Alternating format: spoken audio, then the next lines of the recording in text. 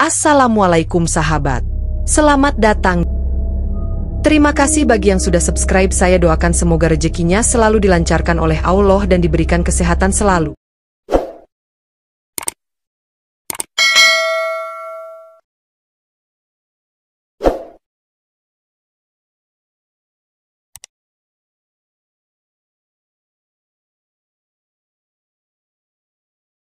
Omzok memang berat, tapi pahalanya besar. Mau mengikuti keberatannya tersebut atau mau menggapai besarnya tersebut? Oke. Ada nanya lagi nggak? Pisti tanya dong. Gak bahaya kan?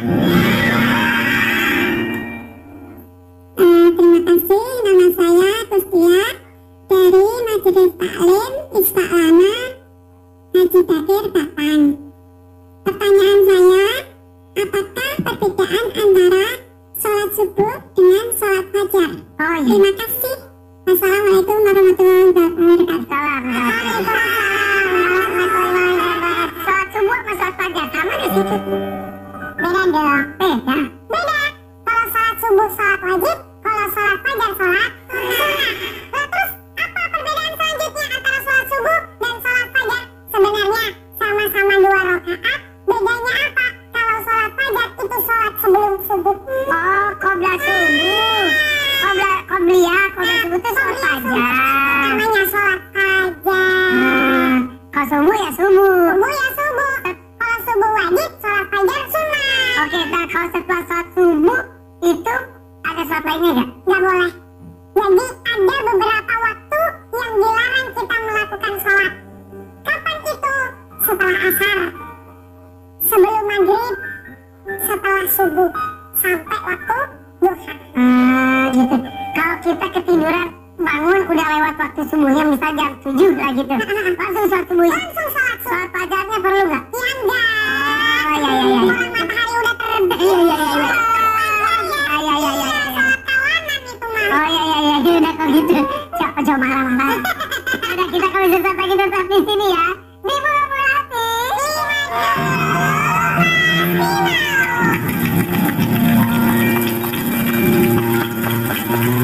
Kalau pagi hari harus nonton TV-nya RCTI karena di sini kita ada bunga-bunga hati.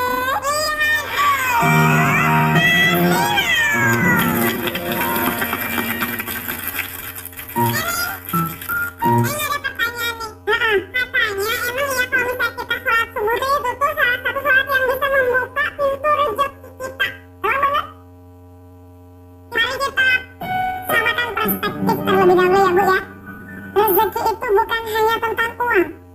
Rezeki itu bukan hanya tentang materi, bukan tentang harta.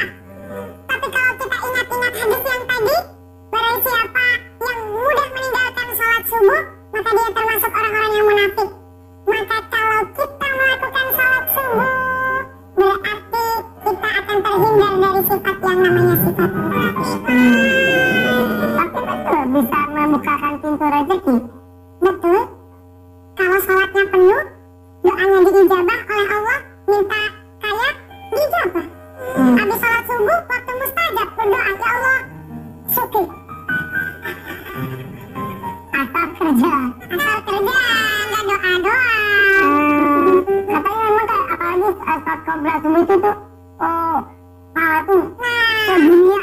Pahalanya melebihi seluruh dunia dan seisi. Masya Allah.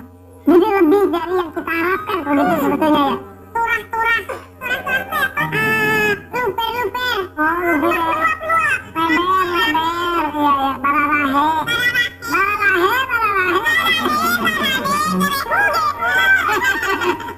Oke, saya mau sampaikan yang Bismillahirrahmanirrahim. Ternyata sholat subuh itu mudah. Kalau sudah terbiasa, tidak berat-berat amat. Sholat subuh itu berat untuk yang tidak terbiasa. Apalagi kadang kita malah sholat berjamaah. Padahal sholat jamaah pahalanya 27 derajat. Kalau sholat sendiri, pahalanya cuma 1 embil.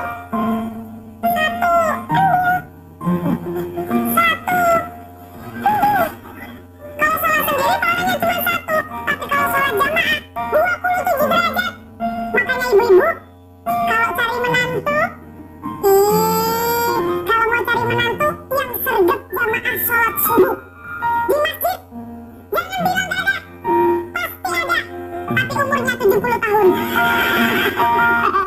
Muadzin lagi. Allah.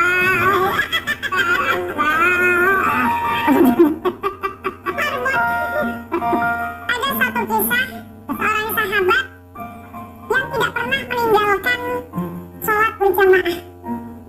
Saking tidak pernahnya, saking istiqomahnya, dia pernah ketinggalan satu sholat jamaah.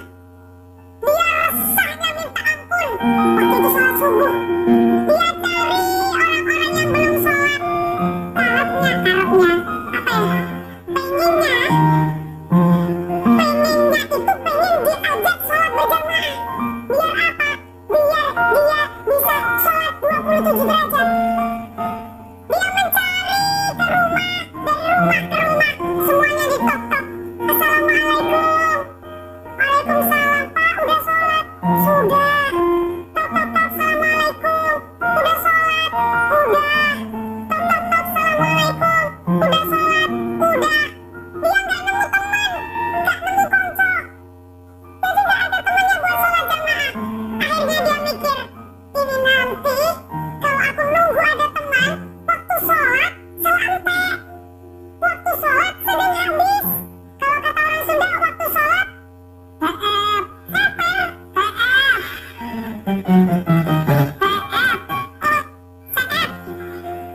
Nanti kalau aku gak sholat-sholat, takut CF. CF waktunya. Iya, CF waktunya.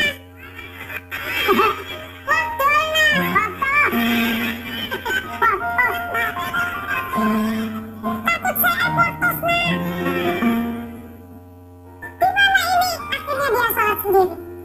Setelah dia melakukan sholat sendiri, ada waktu ketika habis zuhur, dia tertidur.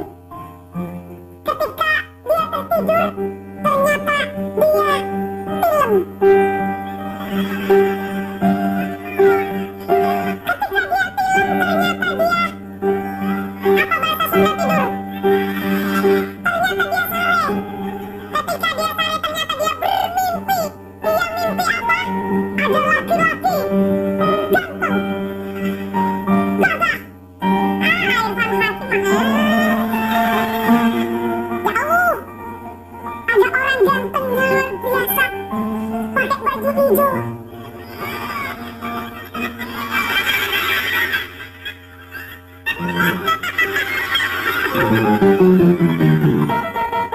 Ada orang tampan ganteng pakai baju warna putih. Dia panggil orang itu, hei. Jadi orang Arab itu kalau manggil orang yang gak dikenal biasanya pakai nama Ahmad. Ahmad. Hei kamu. Ya Fulan, dipanggil lah dia. Gak noleh. Akhirnya dikejar. Semakin dikejar, semakin menjauh. Semakin dikejar, semakin menjauh. Jadi gak ketemu-ketemu kayak jodoh aku.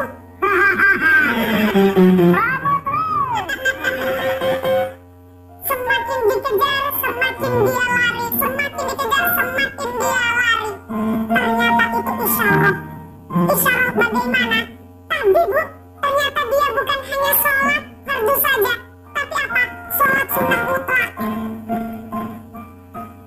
Saya tadi cerita dia sholat subuh. Ternyata saya baru ingat, ternyata sholat duhur.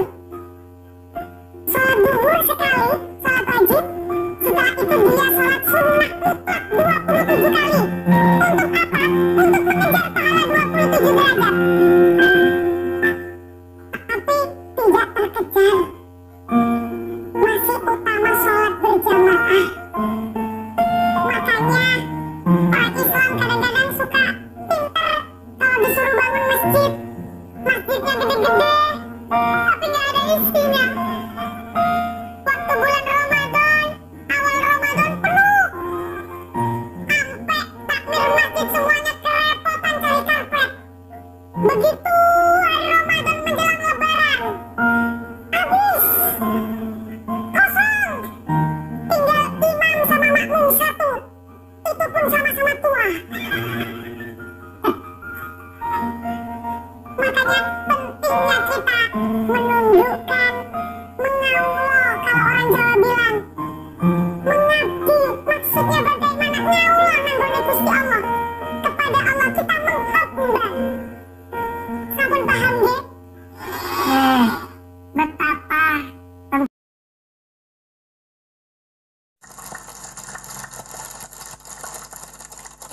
sehat kabarnya? Alhamdulillah. Tadi sahur apa? Sama ayam. Sahurnya sama ayam, enggak sama suami, Bu. Enggak sama suami sahurnya di sini. Ning, tapi ini kita berdua ya tuh, lihat di kamera. Kayak Upin, ini apa? Mirip ya Bu ya? Kayak Upin Ipin.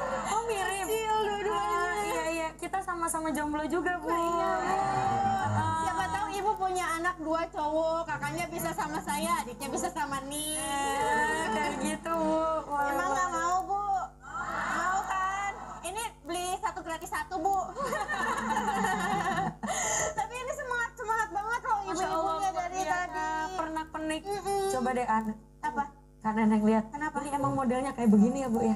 Ya, Masya Allah. Berasnya dari tengah-tengah. Oh, mau disorting. Oh, iya. Ini juga kalungnya di luar. Kalungnya di luar gitu ya. Ibu harusnya di sini Bu biar nggak habis wisuda. Habis wisuda biasanya gitu kan. Terus ini juga wah Masya Allah masih semangat banget. Ini lipstiknya masih segar-segar nih. Iya. Kayak habis. Oh ditambah lagi emangnya ban Bu ditambah lagi. Kenapa bibir Ibu bocor ditambah lagi? Masih merah-merah loh. Masya Allah luar biasa. Oh.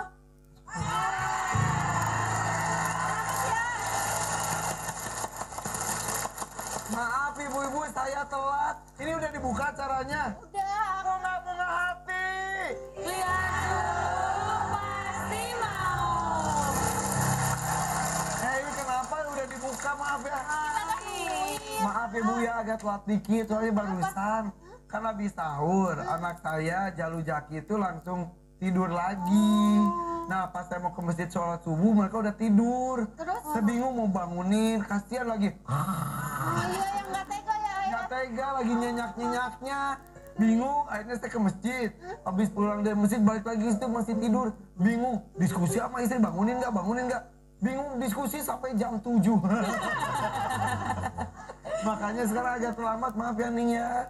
Nggak dimaafin. Jangan itu dong Pokoknya Ning. Aipan harus ini Irfan nebusnya dengan roti nanti pas buka puasa. Ya tapi maaf ibu-ibu ya. Tapi mungkin tidak hanya saya, ibu-ibu juga sekarang nggak tega mau bangunin anak kita yang lagi nyenyak-nyenyaknya buat sholat subuh. Ya mau di bulan Ramadan maupun di luar.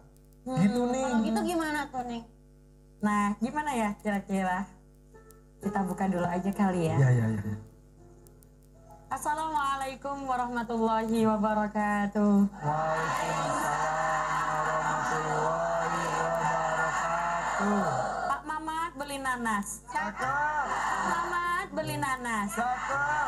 Yang semangat tak doakan cicilannya lunas. Amin. Bu, ketahuan banyak utang. Aminnya kenceng banget. Semoga pulang pengajian semuanya hutangnya lunas semuanya. Kalau hutang mah amin. Bismillahirrahmanirrahim. Alhamdulillah. Wassalatu wassalamu ala rasulillah amma ba'da. Eling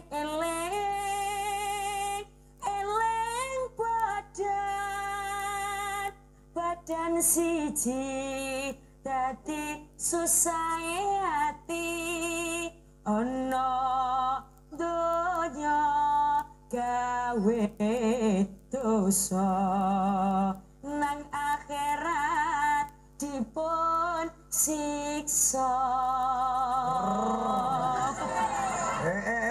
Lakone apa to nih? Ngomong apa nih? Itu artinya apa? Ingat, oh boten paham ge. Oh ada yang paham nih. Oh ada yang Ya ibu paham. paham lah, aku orang.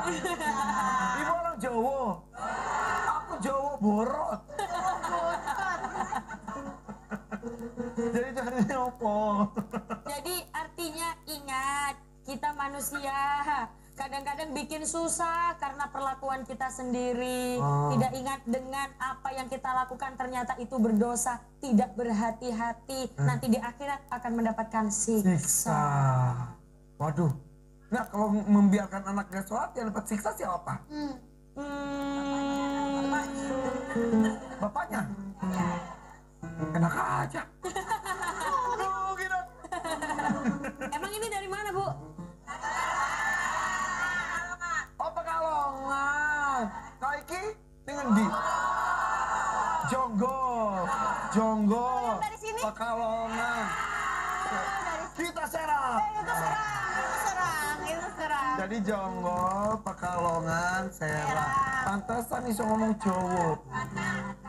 Batang. Oh iya, ada Pekalongan, ada Batang. Iya, Oh, Batang. Yo. Geng. Udah mana akar sama daun, Bu? Bukan itu batang. Kalau itu batang bukan. Batang juga. Oh batang juga. Ya sabar Bu, jangan dimarahin Bu, kita aja Bu. Sabar ya. Ini lagi mau ngomongin siksa kubur tuh kemana-mana ya. Alhamdulillah, pembicaraan kita kali ini tentang sholat subuh. Sedikit, tapi kok berat. Sholat subuh kan cuma sedikit ya Bu ya. Cuma 2 rakaat aja. Tapi ternyata itu sholat yang paling berat. Padahal sholat subuh itu pahalanya yang paling besar. Kenapa? Yang paling susah. Ibu-ibu tadi sebelum kesini sholat subuh apa enggak? Ya udah, jawabnya biasa sholat gitu. Udah cantik-cantik, wah. Cuma nanya, tinggal jawab. Sholat nih.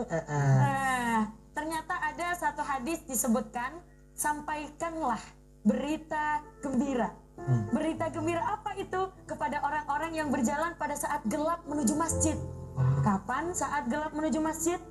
Subuh. Dengan cahaya yang sempurna pada hari kiamat. Kelak di hari kiamat, ibu akan mendapatkan cahaya yang paling sempurna. Bu, berangkat ke masjid saja, kalau tidak pas waktu subuh, itu pahalanya berlipat ganda. Selangkah, tak, dapat rumah gedong di surga. 2 langkah, tak, dapat rumah gedong di surga lagi. 2 gedong. Sama halnya ketika ibu berangkat pengajian seperti ini. Ibu berangkat pengajian, selangkah dari rumah, tak, rumah gedong di surga. Amin. Tak lagi, 2 rumah gedong di surga. Apalagi kalau di sini tidur. Tidur di surga. Ternyata sholat subuh itu fadilahnya banyak sekali. Makanya ketika subuh, ini sholat yang sering kali kita tinggalkan. Justru banyak sekali yang kesiangan. Betul? Banyak sekali yang menyepelekan sholat subuh. Udah bangun. Ini kayaknya adzan subuh. Nantilah sebentar lagi. Lagi enak-enaknya tidur nih. Ada kayak begitu? Ada. Ada orangnya datang pakai kerudung kuning. Ketahuan. Semoga semuanya tidak akan lalai dengan yang namanya sholat subuh. Wong rokaatnya cuman sedikit, bu yo dilakoni. Paham gak? Itu toh. Nah tapi kasihan anak aku kalau dibangun itu ntar di sekolahnya ngantuk loh nih. Nah, Kasihan kan. Biar anak sekolahnya itu lancar. Saat subuh tuh semampunya aja loh nih. Gimana nih? Gimana Bu? Kalau misalkan kita nggak tega bangunin anak subuh-subuh kayak Irfan tadi, Iya. sampai rundingan terus sama istrinya, tapi nggak jadi-jadi bangunin, itu gimana? Irfan, nggak tega anaknya dibangunin sholat subuh, apa nggak tega anaknya masuk neraka? Ya Allah. Dia nggak tega kalau dia masuk neraka. Nah, itu dia. Makanya bagaimana caranya Bu? Kalau misalkan kita bangunin anak, bangunin tetap harus dipaksa dengan kasih sayang. Karena apa? Karena daripada nanti kita nggak tega dia masuk neraka. Tapi kalau misalkan belum balik, tetap dibangunin. Tapi kalau nggak bangun, ya nggak apa-apa. Anak Irfan umur berapa? 17. Ya, Bukan anak Irfan. 9 tahun. 9 tahun. Sama 4 tahun. nah, Nggak tahu kalau sekarang. 4 tahun berarti dia tidak harus bangun, tapi tetap dicoba, dibangunin, bangun yuk subuh, sholat subuh bareng-bareng. Kadang begini Bu, orang tua itu kadang salah men-trigger anak. Jadi anak itu ketika tidur, ayo bangun sekolah nanti telat. Jadi dia pas dibangunin sholat subuh nggak bangun. Bangunnya ketika orang tua bilang, ayo sekolah nanti telat. Tapi kalau dari kecil, dia ke-trigger gara-gara kata-kata apa? Ayo bangun sholat subuh, nanti kalau nggak sholat subuh masuk neraka. Nah. Iya. Dari awalnya tuh seperti itu. Nanti kita praktek gimana cara membangunkan anak dan kasih sayang nanti ya. Iya. Kita buka pertanyaan dulu ya. Boleh. Siapa yang mau nanya? Ini Silakan. Assalamualaikum warahmatullahi wabarakatuh. Salam warahmatullahi wabarakatuh. Besti nanya dong. Lo, gak bahaya tak? Enggak dong. Nama saya Siti Ro'iyah dari Majelis Ruqyah? Ro'iyah. Oh, Ruqyah. Dari Sama. bukan Roy. Dari Majelis Taklim Nurul Muhtadin Serak. Serak. Oke. Besti mau nanya dong. Udah tadi.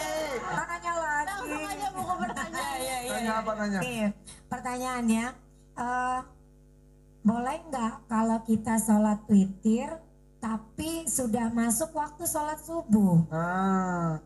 Apalagi nih sekarang lagi Ramadan tuh kan, lagi itu banget semangat banget, sholat malam, tahajud terus witir gitu. Nah tapi belum witir aja udah keburu subuh, gimana boleh nggak witir setelah subuh? Kalau misalkan witir sebut setelah Setelah subuh ya Pas witir. masuk subuh, pas masuk. Setelah masuk sholat subuh. Iya. Oh, setelah masuk sholat subuh. Iya. Bu, batas bolehnya sholat witir itu ketika azan subuh. Kalau misalkan sudah, misal ibu, saya niat sholat witir, Allahu Akbar, terus azan subuh, Allahu Akbar, udah batal, nggak boleh dilanjutin lagi. Sholat witir itu kapan sih? Kapan? Ketika setelah sholat isya. Sebagai penutup, biasanya kalau kita sholat witir itu pas taraweh ya Bu ya. Nah, itu ganjil. Ganjil itu angka berapa Bu? 3. Terus ganjil dimulai dari setelah sholat isya sampai masuk sholat subuh. Jadi ketika adzan Allahu Akbar sudah tidak boleh sholat witir lagi. Oke. Itu harus tidur dulu atau enggak? Enggak harus tidur dulu. Kalau sholat witir tidak harus tidur dulu. Kalau tahajud baru dianjurkan untuk tidur dulu. Kalau sholat witir, ketika kita sholat taraweh kan nggak perlu tidur dulu ya Bu ya. Nah maka sholat witir diperbolehkan tidak perlu tidur dulu. Oke. Ini kalau di hari-hari biasa nih saya pulangnya suka malam ya. Iya. Nah perjalanan pulang di mobil udah tidur aja kan, nyampe rumah tuh sekitar jam 1 jam 2. Tidur di mobil, nyampe tidur sambil nyetir gitu. Ada yang nyetirin. Saya tidur di mobil, nyampe di rumah, habis bersih-bersih mandi, sholat itu boleh. Sholat tahajud Karena tidurnya di jalan boleh ya? boleh. Sholat tahajud, sholat witir boleh. Kalau misalnya habis sholat witir berarti nggak boleh sholat sunnah lagi. Gimana tuh? Ada yang ngomong Jadi, ya, penutup soalnya jadi kan? begini, bukan nggak boleh, tapi sholat witir itu letaknya sebagai penutup. Nah, Kalau udah sholat witir? Udah selesai. Tinggal nunggu sholat subuh. Oke. Itu tuh ganjilnya tuh berapa? 1 boleh nggak sih 1? 1 boleh. Kan ganjil. Ketara malamnya ya Bu ya. Iya. Udah ngantuk banget kan, habis tidur bisa di tempat tidur bangun. Terus pipis gitu kan. Udah dari sekarang wudhu lagi. Aduh pengen tidur tapi pengen witir. 1 rakaat aja deh gitu.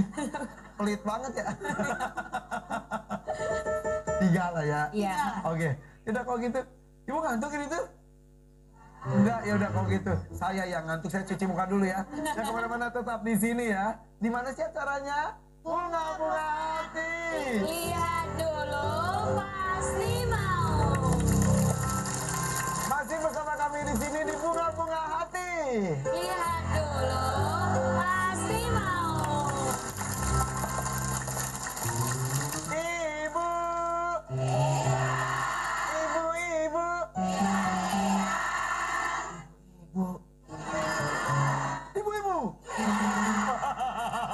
Hebat ibu, tepuk tangan buat ibu. Karena nih, fokus, tidak ngantuk.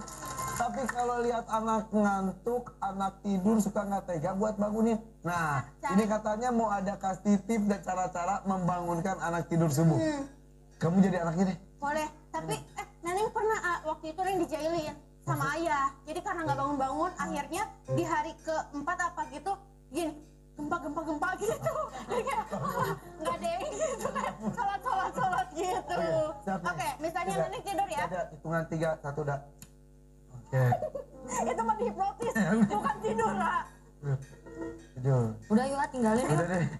Boleh nggak Nenek syutingnya tidur aja gitu selama segmen ini? Udah ya. Gimana? Coba. Bismillahirrahmanirrahim. Dek, bangun dek.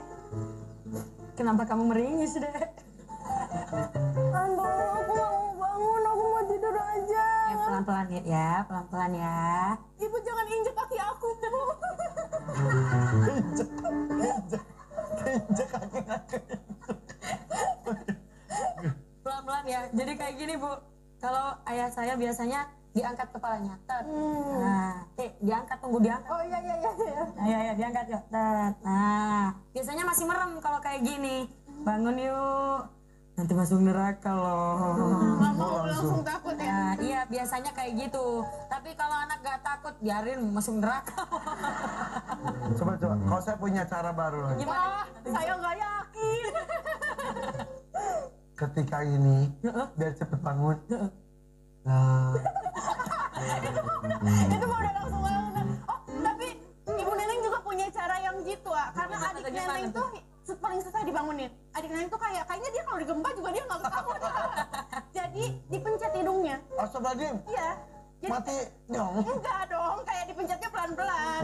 Terus kayak dia kan pasti nggak nyaman, akhirnya bangun. Oh, biasanya- terus ada juga kalau saya tuh dikasih air, digumit, langsung segar. Akhirnya air es lagi, dingin. Iya. Tapi memang harus penuh dengan kasih Kasih sayang. sayang, tetap harus kasih sayang ya. Tetap harus dikatakan, nak, ibu bangunin kamu karena ibu sayang sama kamu. Dia harus tahu kalau ibunya membangunkan itu berarti bentuk sayangnya seorang ibu terhadap anaknya. Jadi ibu ini nggak sayang, masa aku subuh-subuh tidur enak-enak dibangunin. Jadi anak harus tahu ibunya sayang, melakukan itu semuanya atas dasar kasih.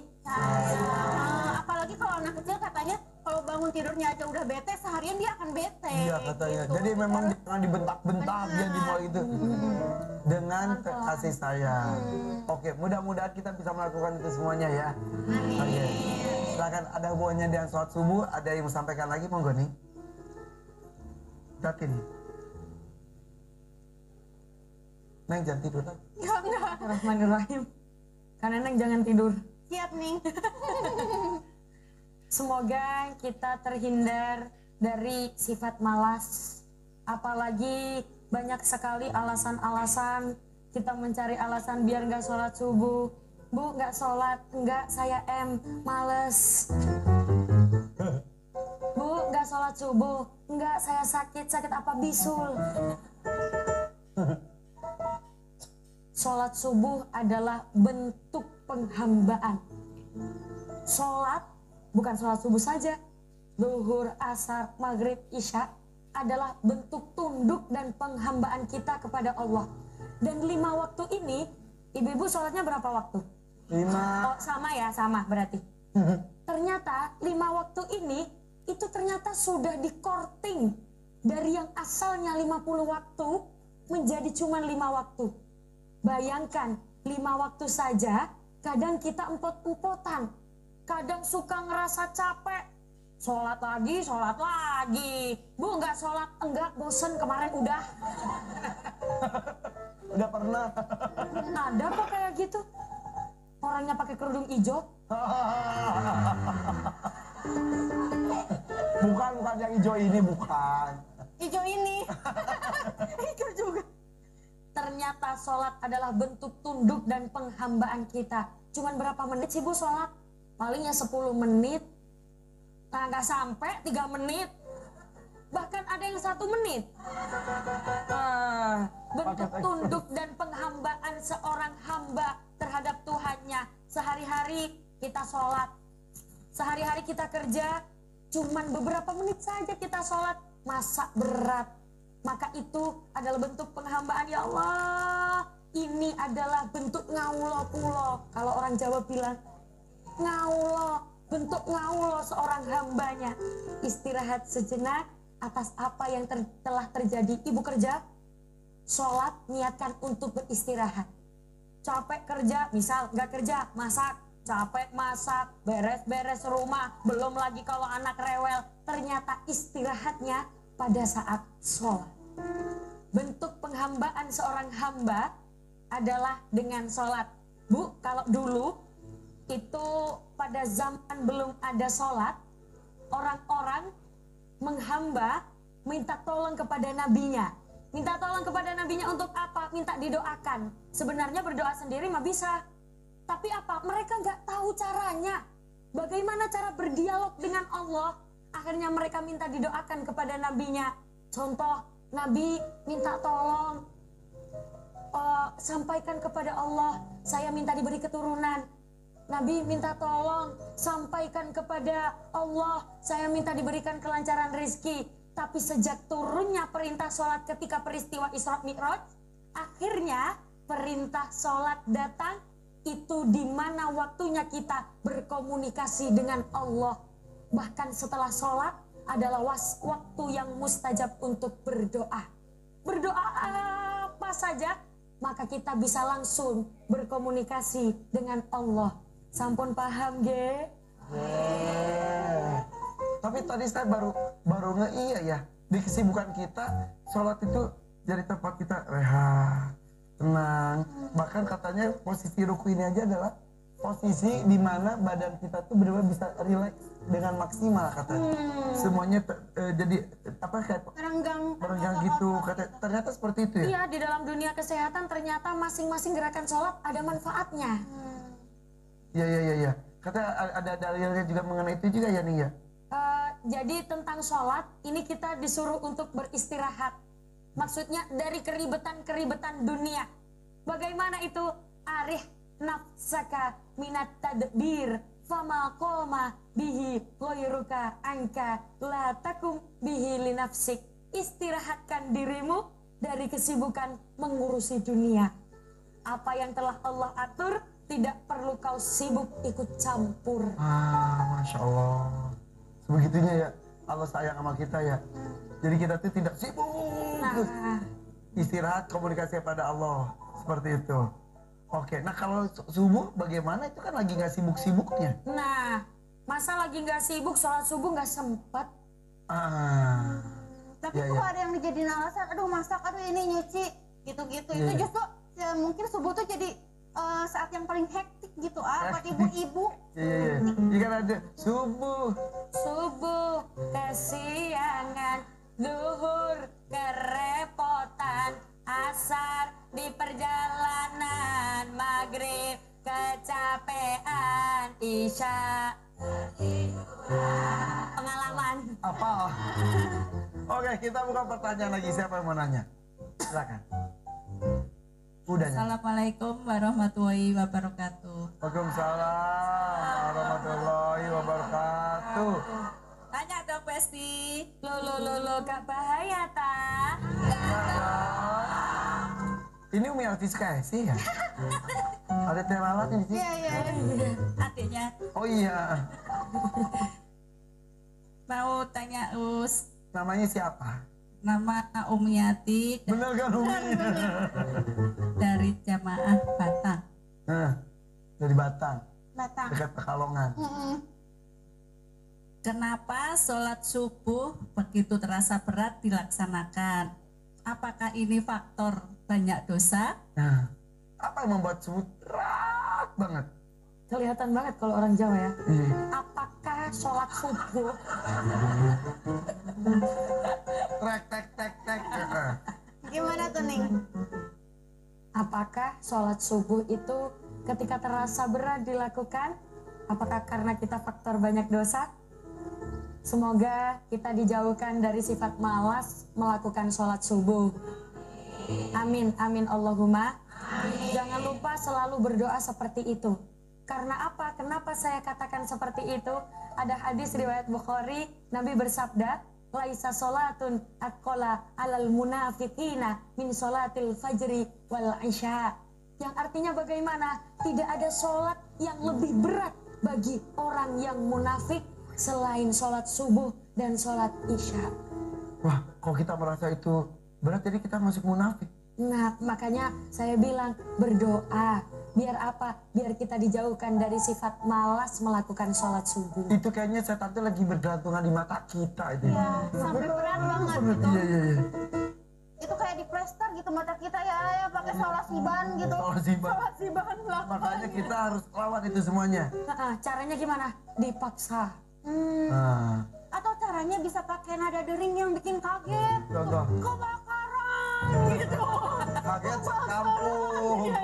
Tapi ya kita alami semuanya, kita pahami semua memang berat, tapi pahalanya besar. Iya. Mau mengikuti keberatannya tersebut atau mau menggapai besarnya tersebut. Nah, oke. Ada yang nanya lagi nggak? Besti, tanya dong. Lo, gak bahaya tak? Terima kasih, nama saya Kustia dari Majelis Taklim Isfaklana Haji Bakir Batang. Pertanyaan saya, apakah perbedaan antara sholat subuh dengan sholat fajar? Oh iya. Terima kasih. Assalamualaikum warahmatullahi wabarakatuh. Salam. Waalaikumsalam warahmatullahi wabarakatuh. Sholat subuh sama sholat fajar sama nggak sih itu? Beda dong. Beda. Beda. Kalau sholat subuh sholat wajib, kalau sholat fajar sholat sunnah. Lah terus apa perbedaan selanjutnya antara sholat subuh dan sholat fajar? Sebenarnya sama-sama 2 rakaat. Bedanya apa? Kalau sholat fajar itu sholat sebelum subuh. Oh, qobla subuh. Qobliyah subuh itu sholat qobliyah subuh itu fajar. namanya sholat fajar. Nah, kalau subuh ya subuh. Subuh ya subuh. Kalau subuh wajib, sholat fajar sunnah. Oke, nah kalau setelah sholat subuh itu ada sholat lainnya nggak? Nggak boleh. Jadi ada beberapa waktu yang dilarang kita melakukan sholat. Kapan itu? Setelah asar, sebelum maghrib, setelah subuh, sampai waktu duha. Gitu. Kalau kita ketiduran bangun udah lewat waktu subuhnya, misal jam 7 lah gitu. Langsung sholat subuh. Langsung sholat subuh. Sholat fajarnya perlu nggak? Ya enggak. Oh iya. Orang matahari udah terbit. Iya. Fajar ya. Iya. Sholat kawanan itu mah. Oh iya, udah kok gitu. Coba marah-marah.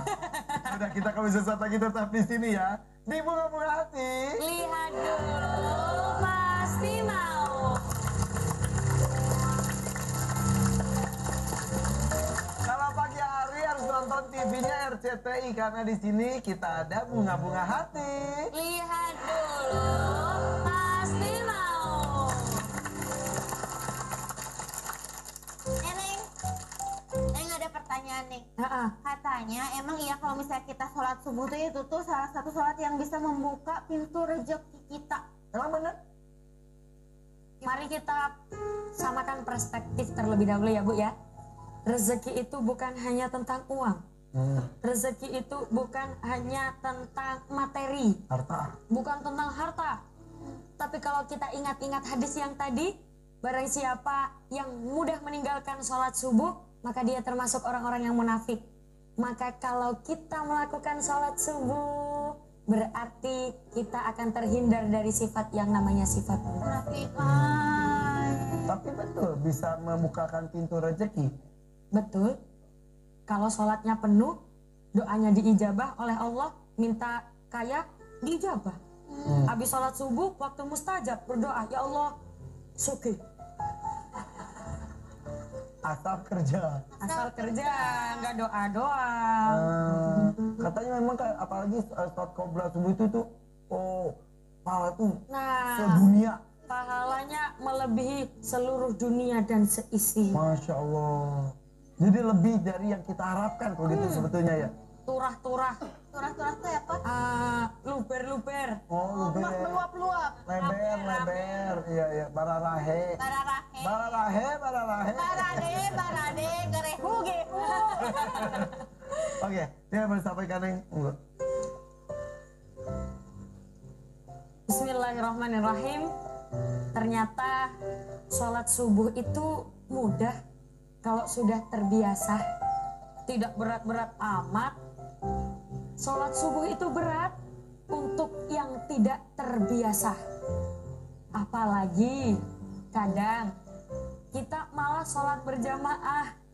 Padahal sholat jamaah pahalanya 27 derajat. Kalau sholat sendiri pahalanya cuma 1 endil. 1 endil.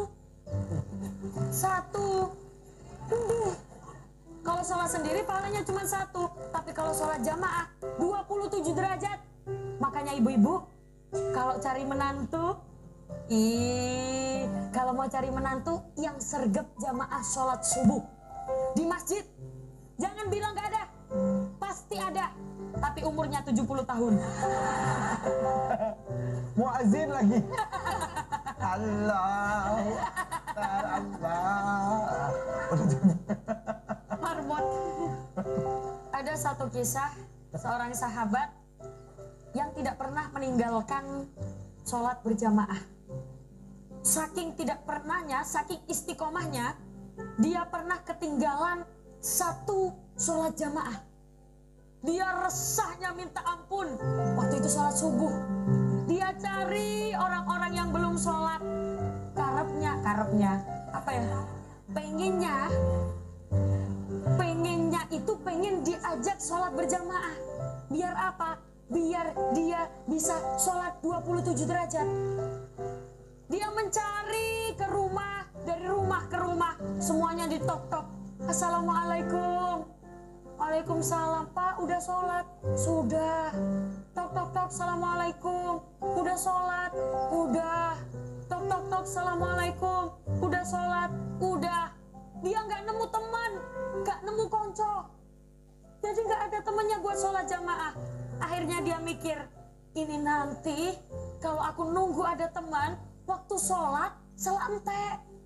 Waktu sholat sedang habis. Kalau kata orang Sunda, waktu sholat seper. Oh, CF. Nanti kalau aku nggak sholat takut CF. TF waktosna. Oh, iya, CF waktona. Waktolna. Waktosna. Takut CF waktosna. Gimana ini? Akhirnya dia sholat sendiri. Setelah dia melakukan sholat sendiri, ada waktu ketika habis duhur, dia tertidur. Ketika dia tertidur, ternyata dia tilem. Ketika dia tilem, ternyata dia, apa bahasa Sunda tidur? Ternyata dia sare. Ketika dia sare, ternyata dia bermimpi. Dia mimpi apa? Ada laki-laki ganteng, gagah. Irfan Hakim jauh.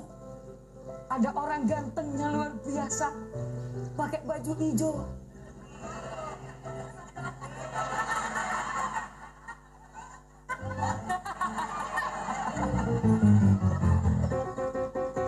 Ada orang tampan, ganteng, pakai baju warna putih.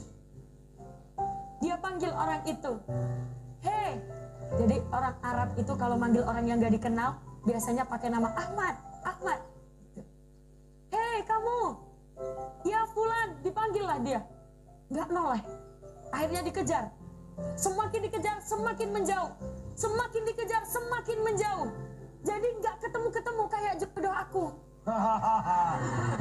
Bravo terus. Semakin dikejar, semakin dia lari. Semakin dikejar, semakin dia lari. Ternyata itu isyarah. Isyarah bagaimana? Tadi Bu, ternyata dia bukan hanya sholat fardu saja, tapi apa? Sholat sunnah mutlak.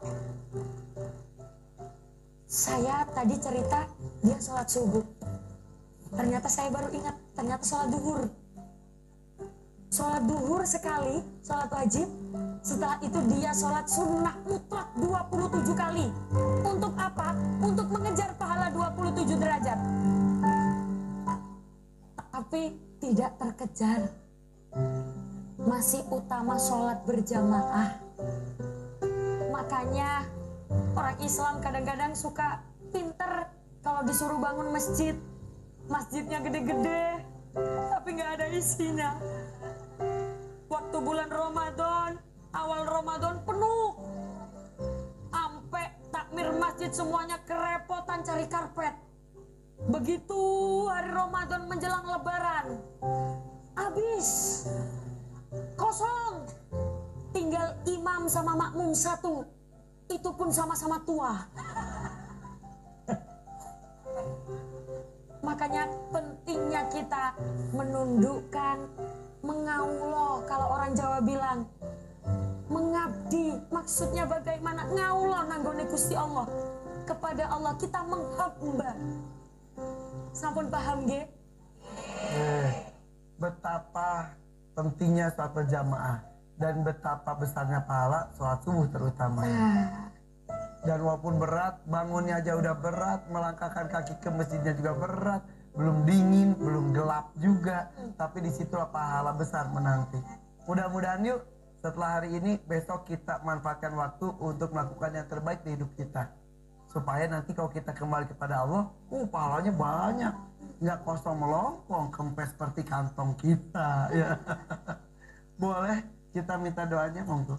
Semoga pertemuan kita pada pagi hari ini membawa keberkahan, kelancaran urusan kita, diberikan semangat giroh ibadah, terutama sholat fardu, terutama sholat subuh.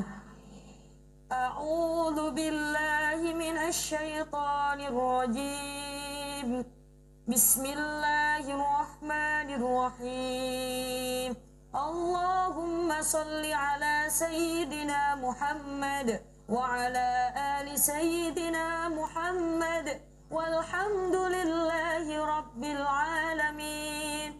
Allahumma inna nas'aluka salamatan fid din wa afiyatan fil jasad wa ziyadatan fil ilmi wa barakatan fi rizqi وتوبة قبل الموت ورحمة عند الموت ومغفرة بعد الموت اللهم هون علينا في سكرات الموت والنجاة من النار والعفو عند الحساب ربنا هب لنا من أزواجنا وذرياتنا قرة أعين واجعلنا للمتقين إماما ربنا آتنا في الدنيا حسنة وفي الآخرة حسنة وقنا عذاب النار سبحان ربك رب العزة عما يصفون وسلام على المرسلين والحمد لله رب العالمين. Amin. Terima kasih Neneng ya. Neneng juga terima kasih Neneng ya. Bu, terima kasih matur sembah suryo. Iya, buat pemirsa rumah juga. Insya Allah besok kita akan hadir lagi. Wassalamualaikum warahmatullahi wabarakatuh. Waalaikumsalam warahmatullahi wabarakatuh. Bunga-bunga hati. Lihat dulu pasti mau. Dan gersik kemana balik Ibrahim. Sudah novel makin rahmat. Sunan kiri Muhammad Ainul Yakin. Sunan Bonang Maulana Makmum. Sunan Derajat Raden Qasim. Sunan Kalijaga Raden Zahid. Sunan Muria Raden Bukan. Sunan Kudus Jafar Shadiq. Sunan Gunung Jati Syarif Hidayatullah. Ya Rasulullah salamun alaik. Ya Rabbi asyari wa jarani. Adfanayani Rabbal alamin. Ya Muhayyad yudhi wal karami wal karom.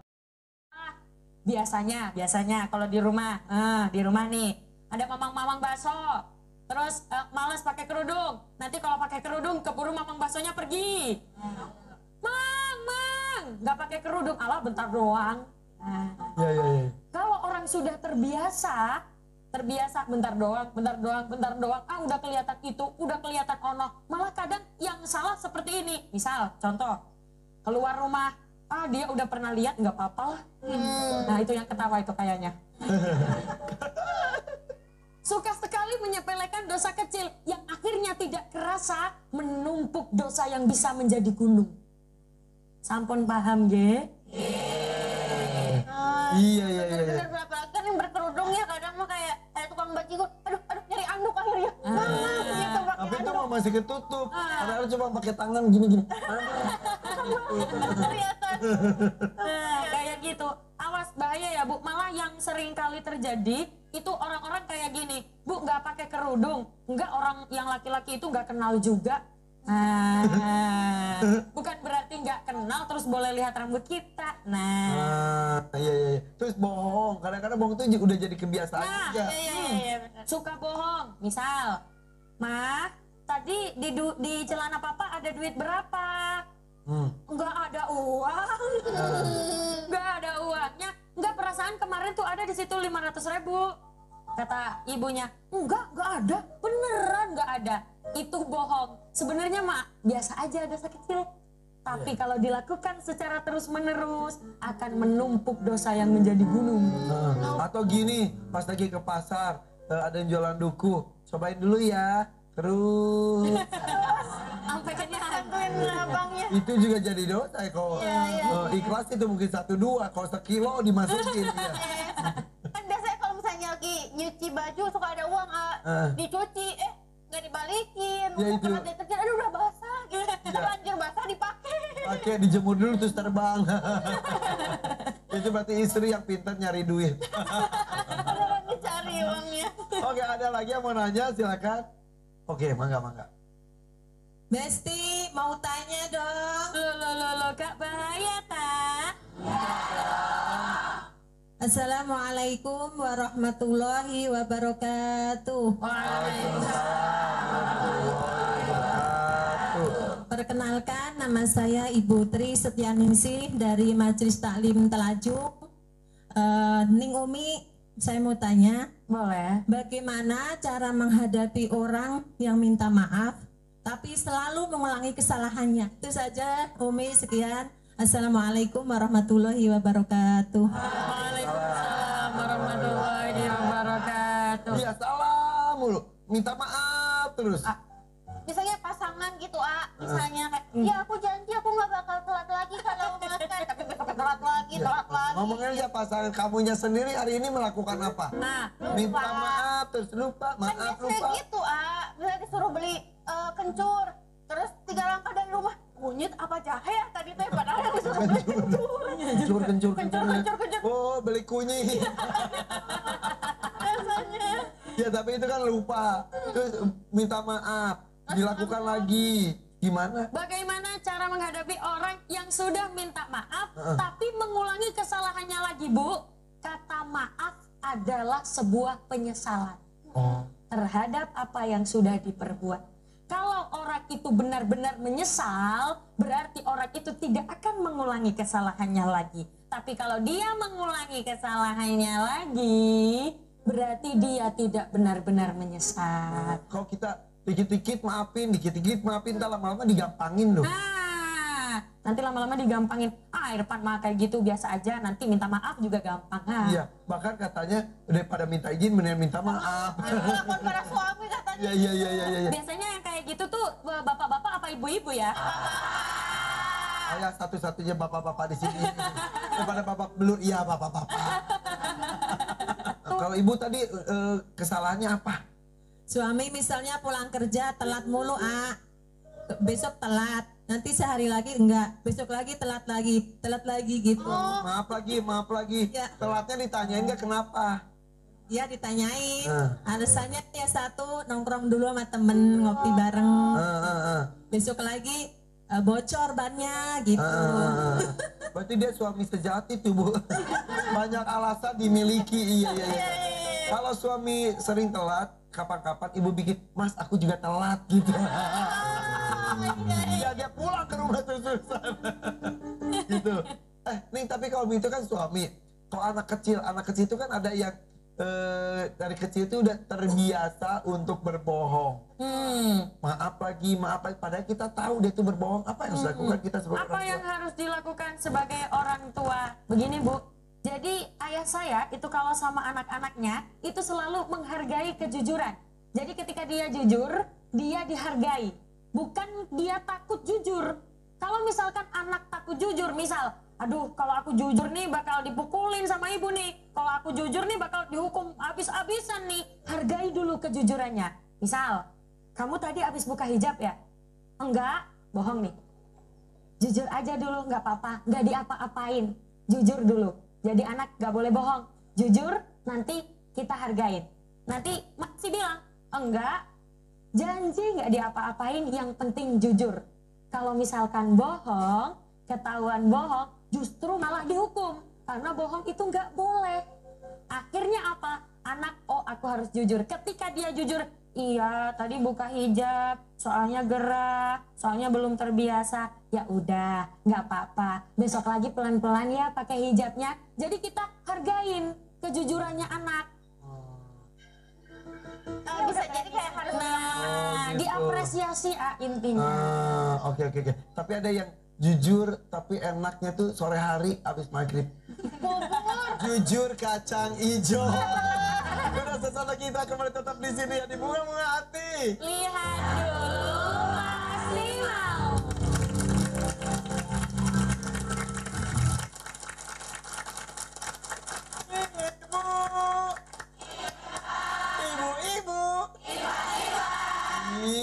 Ibu. mau aja ya ibunya. Hebat ibu mah kompak ya, di rumah juga jangan kalah kompaknya ya. Di sini di Bunga-Bunga Hati. Lihat dulu masih mau. Ntar ada yang telepon. Eh, Halo? Syuting juga Ini lagi syuting. Oh, udah mau nyampe paketnya. Oh, iya. Itu kan ada putar balik. Nah, kalau putar balik mah jauh ke sana, jadi ini aja lawan arah aja deh, emang udah biasa kayak gitu. Deket nggak apa-apa. Yang penting mah ke pinggir. Nah, itu kan ada tukang batagor, jangan ditabrak tukang batagornya. Iya, sekalian beli batagor boleh. Ya. Itu kan nggak boleh balik. Itu lawan arus nggak boleh di situ loh. Nggak ada orang biasanya juga nenek lawan arah. Orang di situ juga lawan orang, nggak apa-apa, nggak ada polisi dah. Bukan gara-gara nggak ada polisi, emang itu jalan punya siapa? Punya pemerintah. Ya terus, kan ada peraturannya nggak boleh. Deket, cuman ya dari sini ke situ, Tuh gini nih, kalau kesalahan udah jadi dilakukan berjamaah. Jadi yang salah jadi benar. Yang kita yang benar jadi kayak aneh sendiri, ya kan? Gimana nih? Sesuatu yang seharusnya salah, tapi karena semua orang membiasakan kesalahan itu, mewajarkan kesalahan itu, sehingga jadi wajar. Sesuatu yang asalnya tidak baik, tapi diwajarkan. Contoh, ghibah, bicarain orang, buka aib orang lain, tuh langsung meringis.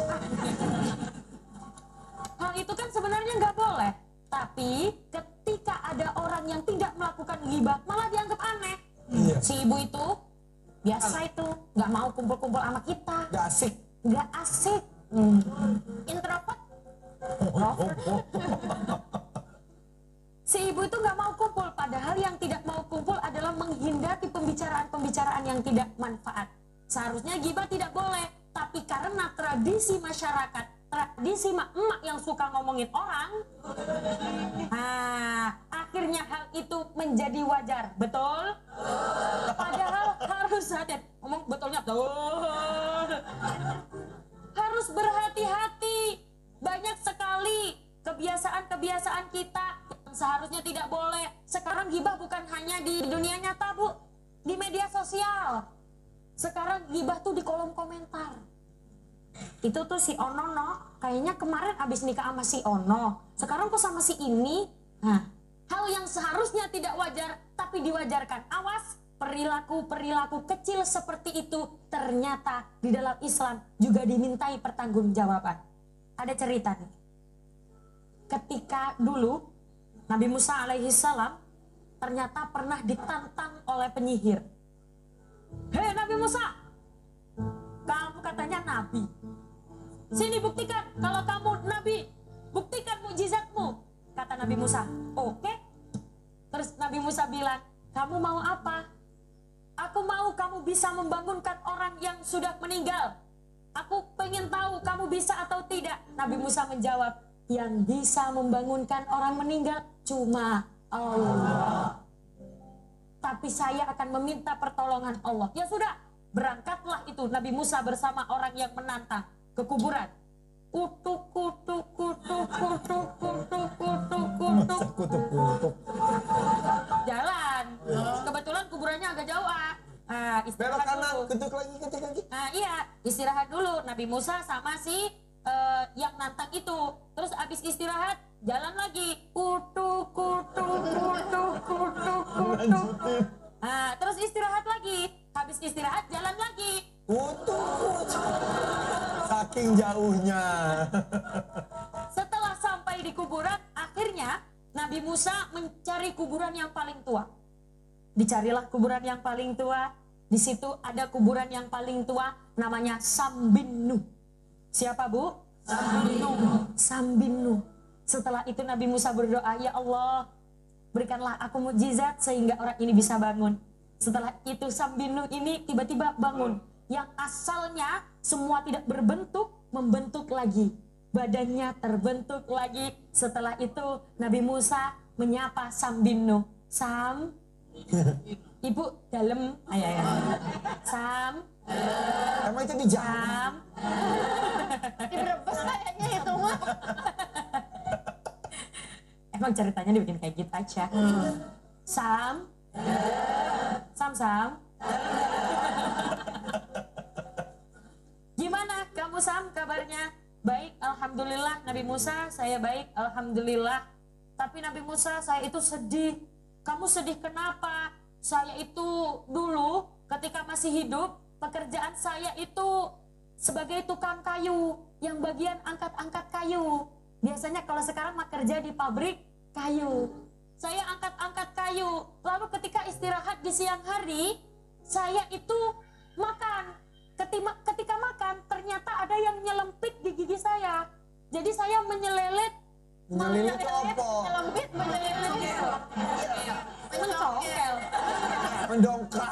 Oh, nah, ini membersihkan ini kotoran di gigi itu apa? Ya, congkel. Congkel. Oh, iya. Iya, kalau di Jawa namanya gidal. Nah, itu kotoran yang ada di gigi. Jigong. Oh, beda lagi. Oh, kalau sini namanya jigong. Begini Nabi Musa, ketika siang saya istirahat, saya mengambil itu dari kayu, saya mengambil bitingnya. Biting itu tusuk gigi, nah, kayu yang kecil, lalu saya congkelkan ke jigong saya untuk membersihkan. Setelah saya bersihkan kotoran di gigi saya, lalu ternyata di akhirat saya dimintai pertanggungjawaban atas kayu kecil itu. Padahal kayunya kecil. Padahal kayunya cuma kecil. Mingkem Bu. Ya, kecil. Kayunya kecil, tapi ternyata di akhirat dimintai pertanggungjawaban. Ternyata sekecil biting, sekecil tusuk gigi, di akhirat dimintai pertanggungjawaban. Makanya harus hati. Sampun paham nggih? Apalagi yang korupsi banyak. Iya. Segitu aja deh, itu ini pertanggung jawabannya. Apalagi yang membawa kayu-kayu di hutan untuk digelar. Jadi maksudnya itu kesalahan-kesalahan kecil itu bisa berakibat besar. Apalagi kesalahan besar. Makanya jangan mewajarkan kesalahan kecil. Iya, kayak tadi contoh gibah. Akhirnya ya ibu-ibu yang gak ikut ngomongin orang, jadinya ya aneh banget sih lu. Iya, asik gitu. Iya. Seperti itu. Dan itu tuh PR untuk semuanya ya. Kita semuanya untuk tidak menyepelekan hal-hal kecil lalu diwajarkan. Nah, kalau ada orang berbuat salah, kita mengingatkan, mengingatkan. Kita dijauhin. Ya, jadi begini Airpan, cara menasehati itu ternyata ada caranya. Cara mengingatkan itu caranya 4 mata. Antara aku dan dirimu. Nah, Jangan di depan orang lain ya. nah, jangan di depan orang lain. Kalau di depan orang lain mah namanya mengolok-olok. Oh. Betul? Oke. Jadi 4 mata. Kamu tuh jangan gitu tahu. Nah. Jadi nggak malu dianya juga. Nah. Oke. Sip, kita buka pertanyaan sekarang ya. Siapa yang mau nanya? Silakan Ibu. Besti mau bertanya dong. Loh, gak bahaya kan? Umi mau bertanya bagaimana cara agar tidak mengulangi kesalahan yang sama. Terima kasih. Wassalamualaikum warahmatullahi wabarakatuh. Kita sih yang menerima kesalahan orang harus memaafkan dan sebagainya. Ada nih yang baju biru kerudung putih, salahnya tuh terus susah diulang. Bagaimana orang tersebut supaya bisa introspeksi diri dan tidak mengulang kesalahannya lagi? Kalau tadi kan gimana caranya ngadepin orang yang kayak Neneng. Sekarang Sekarang gimana kalau biar nggak kayak Neneng. jangan neneng nggak oneng gitu. Berarti Ibu mah ini abis pengajian tadi dengerin langsung introspeksi gimana ya biar nggak ngulangin lagi kesalahannya. Nah, itu bener ya Bu ya, ketika ilmu yang bermanfaat, ketika didapatkan langsung introspeksi, langsung diperbaiki. Nah, jadi begitu. Gimana caranya biar kita tidak mengulangi kesalahan yang sama lagi? Harus ada yang namanya pantangan. Misal, aku nggak boleh kayak gitu lagi. Kalau aku kayak gitu lagi, aku akan denda sodako 50 juta ke masjid. Misal. Nah, jadi harus ada harus ada pantangannya. Jadi karena kita nggak punya uang 50 juta, biar kita nggak ngeluarin uang, nah itulah biar nggak ngelakuin kesalahan yang sama. Bu, orang bisa terlepas dari kesalahannya itu karena awalnya memang dipaksa. Kalau nggak dipaksa, nggak bisa. Ada orang pintar masak, itu nggak tiba-tiba pintar masak. Awalnya dia dipaksa masak dan belajar, lalu yang akhirnya menjadi terbiasa. Terbiasa ghibah, pagi, siang, malam ghibah terus, sampai sehari nggak ghibah, pusing. Tidur nggak nyenyak. Bu, kenapa Bu? Kok kayaknya pusing banget? Iya nih, badan adem panas belum dapat orang. Karena apa? Karena sudah terbiasa ghibah. Caranya bagaimana? Dipaksa berhenti. Oh, ketika dipaksa memang berkurang. Yang asalnya 5 orang, sekarang cuma 2 orang. Proses dipaksa yang akhirnya menjadi 2 orang berkurang, besok enggak. Bu, saya kasih tahu ghibah yang diperbolehkan. Ada ghibah yang diperbolehkan. Ada. Ghibah apa itu? Caranya begini. Ibu kalau lagi pengen ghibah, masuk ke kamar, pintu dikunci, nah, hadap ke kaca. Udah, ghibah, ngomel. Boleh. Yang penting tidur nyenyak. Biar apa? Ya biar plong aja ngomongin. Lama-lama hilang sendiri kebiasaan. Lama-lama biar hilang, biar kita tidak melampiaskan bakat menghibah kita itu ke orang lain. Kasihan yang kita bicarain, aibnya diumbar lagi. Begitu ya Bu ya. Maka caranya bagaimana biar kita tidak mengulangi kesalahan yang sama? Dipaksa. Oke. Sampun paham G? Jadi sesuatu yang baik itu harus paksakan saja dulu. Benar. Atau misalnya kan hobinya gosip, cari hobi lain. Apa? Ya masak. Oh iya. Nonton, biar kita Sambil gosip. Jangan kemana-mana, tetap di sini ya. Di bunga-bunga hati. Lihat dulu